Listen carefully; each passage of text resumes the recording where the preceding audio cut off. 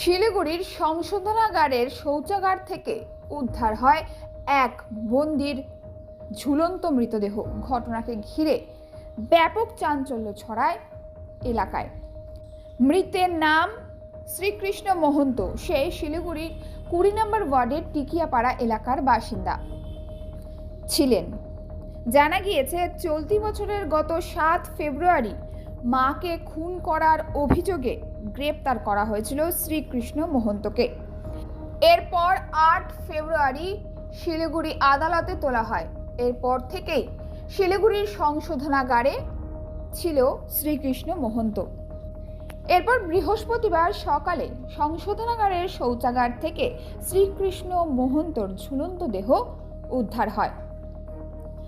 বৃহস্পতিবার দুপুর আনুমানিক 2:15 নাগাদ জেল কর্তৃপক্ষের তরফে জানা যায় যে এর আগেও 2 বার আত্মহত্যা করার চেষ্টা করেছিল এই বন্দী, তবে ওই 2 বার সফল হয়নি।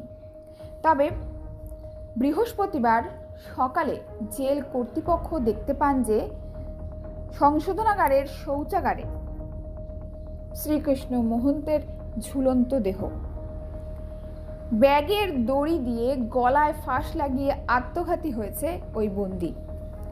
ইতিমধ্যেই মৃতদেহ উদ্ধার করে উত্তরবঙ্গ মেডিকেল কলেজ ও হাসপাতালে পাঠানো হয়েছে ময়নাতদন্তের জন্য। তবে সংশোধনাগারে কি করে আত্মহত্যা করল বন্দী, এই নিয়ে উঠছে প্রশ্ন। তবে কি নিরাপত্তার অভাব রয়েছে? এমন প্রশ্ন কিন্তু শহরবাসীর মনে ঘুরপাক খাচ্ছে। জানা গিয়েছে, ইতিমধ্যে ম্যাজিস্ট্রেট পর্যায়ে তদন্ত শুরু করা হয়েছে। কিসের জন্য মারছিলা? কে পাগল হয়েছিল? তো মারছো কেন তুমি?